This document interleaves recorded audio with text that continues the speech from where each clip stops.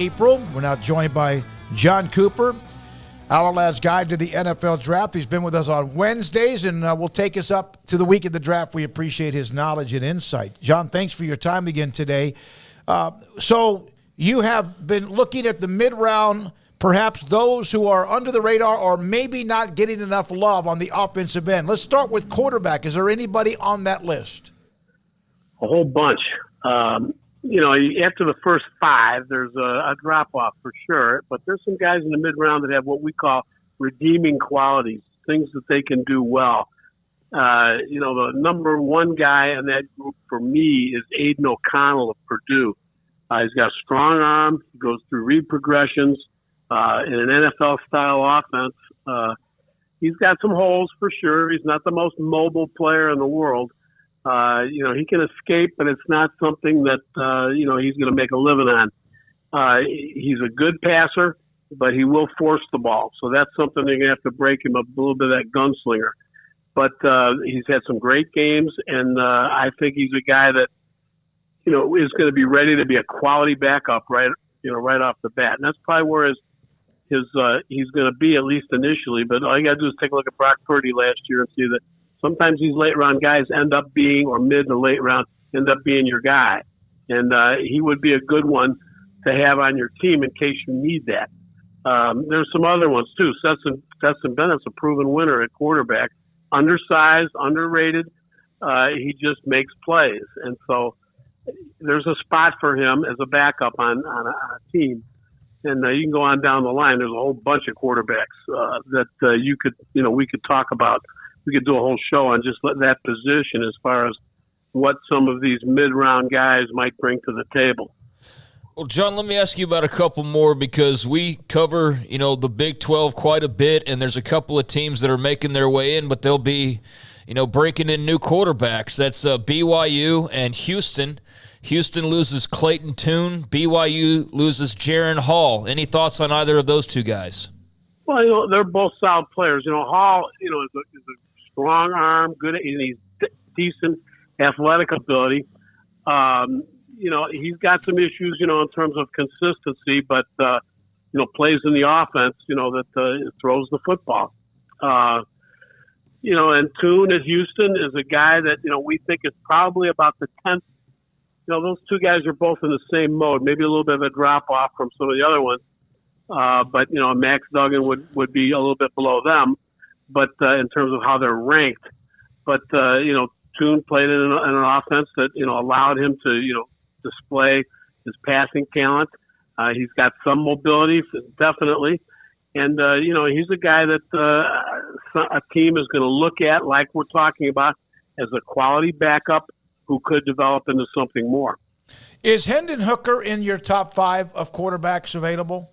Yes, he's okay. Number 5 right now, but I'll be honest with you, if he didn't have an ACL after what I saw of him early in the season last year, he might be number 3. Okay. I personally really like him, but I understand with the ACL, you don't know for sure.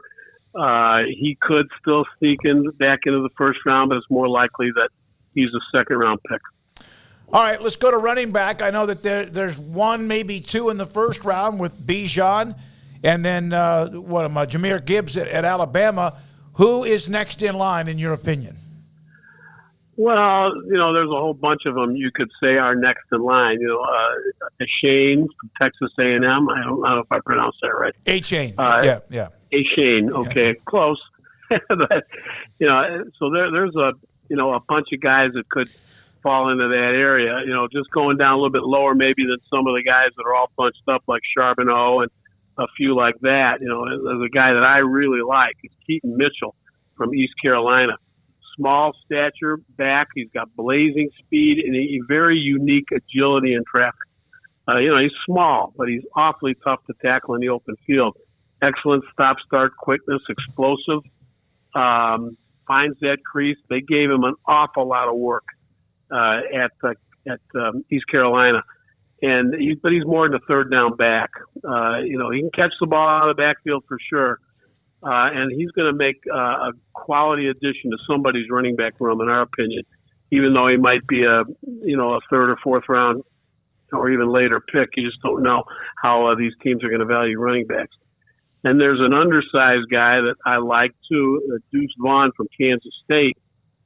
He's the shortest player in the draft at 5'5" and 179 pounds. But he's pretty hard to find in traffic as a result. He avoids tackles and makes play out of nothing. And he's a very good receiver with a good catch radius. So those two guys that have been on my mind, this past week is guys I'm very interested to see where they fall in the draft. John, wide receiver wise, this is a class that's like that feels like the grades are moving, or at least people think maybe Jackson Smith and Jigba is the only like true first round guy that'll be on most boards, and other guys kind of slipping in to the second rounds. But there are guys like Jonathan Mingo from Ole Miss that seem to be getting some bump up the boards, and maybe like Rashee Rice. Who do you like at wide receiver in the mid rounds? Well, what I'd really like to know is where all this comes from. Because when I look at film on guys, Smith, the kid from Ohio State, yeah, he's great. He was hurt this year. He probably is the best receiver in this draft. Coming off an injury, you don't know. I mean, why is Quentin Johnson falling so far in people's eyes all of a sudden, in pundits' eyes? Where are they getting their information? That's what I would love to know, because every NFL team has a different view in their room, and it's very possible he's the first guy that goes still. You know what I mean? So, I guess I just don't know. They haven't changed. They're still the same player they were that we were looking at 2 months ago. Nothing's changed. So I don't know what makes guys go up and down the board. We don't fluctuate as much, I guess. But anyway, some of those mid-round guys that you're talking about, my favorite is Xavier Hutchinson from Iowa State. He's probably our 17th rated receiver, but extremely productive player. In a year that has not necessarily got a great receiver class, but some depth, he's a guy that has been so productive. You just can't ignore that production. He's got good height. He's tough. He runs after the catch. He breaks tackles, and he gets open.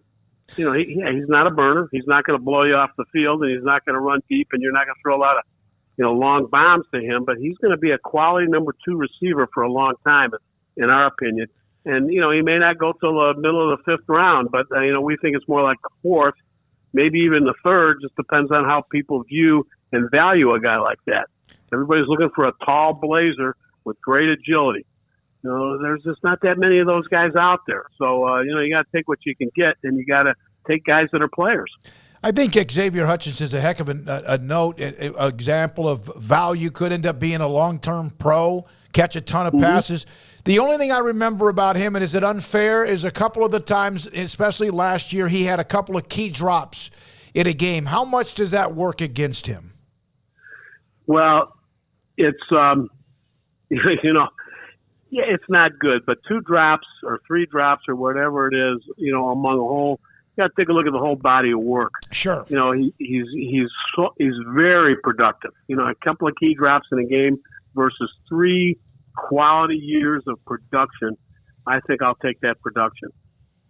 All right. Again, Jon Cooper, Ourlad's Guide to the NFL Draft, with us on 365 Sports. John, I think a couple weeks ago we mentioned the tight ends and that there's kind of top heavy, but there's a couple guys in the middle rounds too that could make some waves too. Do you like? I guess it would be Zach Kuntz from Old Dominion is maybe the best middle round guy, or am I leaving somebody out there? Well, yeah, Kuntz. Ironically, that was a guy that I talked about on another show, and he is 6'7". And, and he's got a catch radius that, because of it, is outstanding, with also excellent body control to go with it. He's not a great run blocker. He's got good agility so he can get out and block in space, but, in line, he's not real good right now at this point.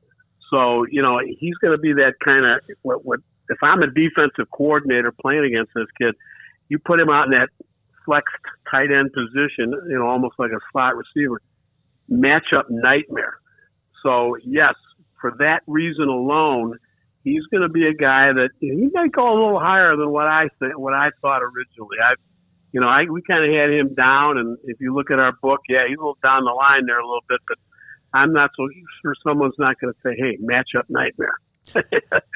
And he got good hands, too. So, he's one we like. A guy that, is a little bit different, from that perspective that we like a lot is Will Mallory from Miami. He would be kind of like this Xavier Hutchinson of the tight end group. He's just productive. Ironically, they're from the same hometown, different schools. But, Mallory is a little bit undersized, for a tight end, at 6'4", 250. But he runs really well. He gets open, great route runner, excellent hands. And he's a try-hard blocker that will always give you a good effort, and he'll play in line, and he's not going to hurt you. So he's a potential two-way tight end that we'd like to see him be a little bigger, a little bit more bulk, but he's a solid receiver. And, he's going to go, in that mid-round area, 4th, 5th round probably. But, if you watched him at the Senior Bowl, he looked very good to us, and we like him. Was he maybe hurt a little bit by the fact that Miami had such quarterback flux this year that his game tape is probably going to be lacking because they were just bad on that side of the ball? Yeah. I've always liked him. I've always felt he was a good player, and you didn't see much of that this year. But when you got him in the Senior Bowl. He was, I think he caught 6 balls in the game, and he looked great in the practices. So, that has to weigh in too.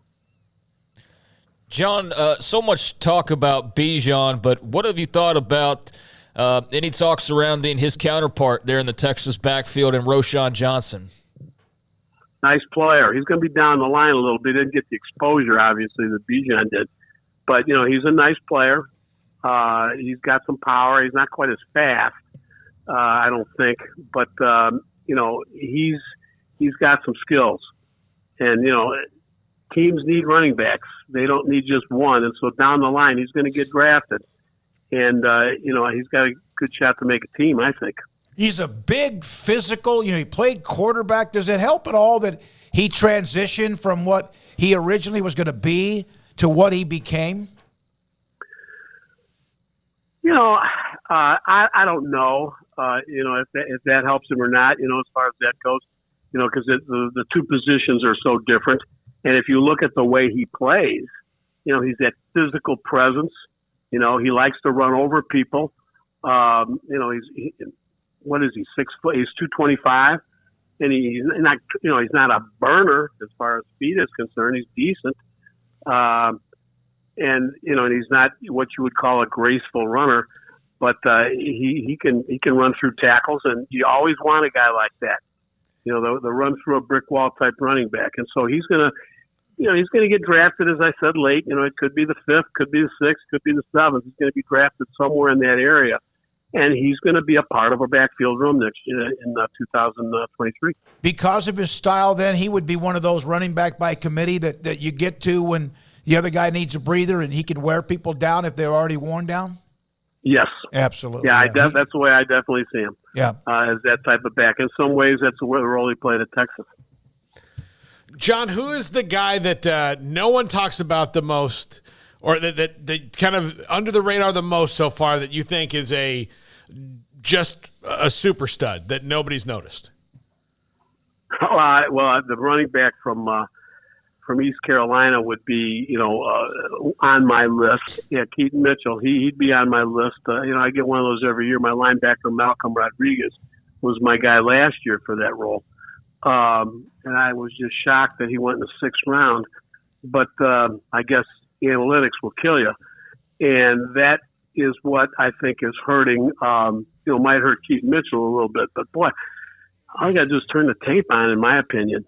And, this kid's a player. But that would be the one, right off the top of my head that I would say I think is really good that's not getting the play. We've had disagreement in our group of scouts at Ourlad that, over his ability and where he fits. But, he's all you got to do is look at the workload he had. But anyway, there's other guys too. I mean, Aiden O'Connell is a guy. Hutchinson, in some ways, I don't hear anything about Hutchinson, the receiver. I mean, so I've kind of mentioned, some of those guys. And at defense, there's a few too we could get into, but it's going to be an interesting draft. I think the draft is full of surprises. In terms of where guys go. It happens every year. You mentioned Aiden O'Connell, the Purdue quarterback. I remember watching them play a couple of different times. And the receiver, I've gone blank on is it Rogers? What's the name of the receiver? Charlie Jones. Charlie Jones just seems to be a baller. I don't know his size. I don't really know. I just know that the guy made almost every catch and was also very tough doing it. And a lot of those catches over the middle. Yeah, Aiden did a nice job with him. Those two guys were really on the same page. As far as, in fact, there's a guy we could talk about as being maybe under the radar a little bit more than he should be, as a receiver. I should have mentioned him because he is highly productive. And he can go up and get the ball. He's got a nice catch radius. Mm-hmm. He, again, like Hutchinson, highly productive. And the other thing that he's got going for him that, his negative would be, he's just under 6 feet tall and he's a little bit slight in build, but he can run. You know what I mean? He's fast. That's the other thing. He's got something going for him that Hutchinson doesn't. He can really run and he can get open underneath, as well. I mean, he could improve route running somewhat, but, when he transferred from Iowa, he really became, something special. And I think like you said, he's under the radar. Yeah, I do. How much lying goes on the next couple of weeks when people talk about the draft? Well, an old NFL general manager once told me, years ago, as they were getting ready for the draft, he said, listen to everything, believe about a third of it. Okay. All right. So, maybe even half, maybe up to half. But because, there's a lot of stuff that's, I guess, thrown out there. I wasn't aware of anything. In fact, he didn't tell me where it's coming from. But, there's always going to be guys that, are, like to talk, pundits, things like that. And I'm sure there's, I heard rumors that, that they like to set. There was a certain draft analyst years ago that scouts and general managers like to try to set him up with information just for fun that was completely false. Just for fun. Oh my God. And that's just something I was told by, there's a lot of scout stories, yeah. Out there but that's one that I was told, go ahead. No, how's Dan Shonka doing? I know we spoke with him. I know he's going through a lot of physical therapy. How's he doing? He's doing better. He's a fighter. I mean, he's had that left side is still a struggle, but he goes to exercise class every day. He gets physical therapy like 4 or 5 times a week, and he's very religious about doing it. So he's gotten stronger. He's still not quite able to. His speech is really good. He calls me and we have some great conversations. He's kind of overseeing things right now. Mm-hmm. So, as far as what we do, he can't really, write a report anymore, but he can read it and he can, make comments on players. I'll get a text from him. He does Siri texts. And so I'll get a text from him about a guy every now and then. What do you think of this tight end? What do you think of that, that happened? And tells me, don't forget about this quarterback. Don't forget about that guy and stuff like that. And so, and I love it. Yeah. And I had a great long conversation with him yesterday and got off the phone just feeling great. That's awesome. Please tell him we said hi. He's been on shows that I've done for probably 20-something years or whenever you guys started. And we wish him the best of luck. And also, John, we appreciate you. Hope to talk to you again next week. You bet. Thanks a lot. Appreciate it. Jon Cooper, Ourlad's scouting service, Ourlad's guide to the NFL draft. We appreciate his time. By the way,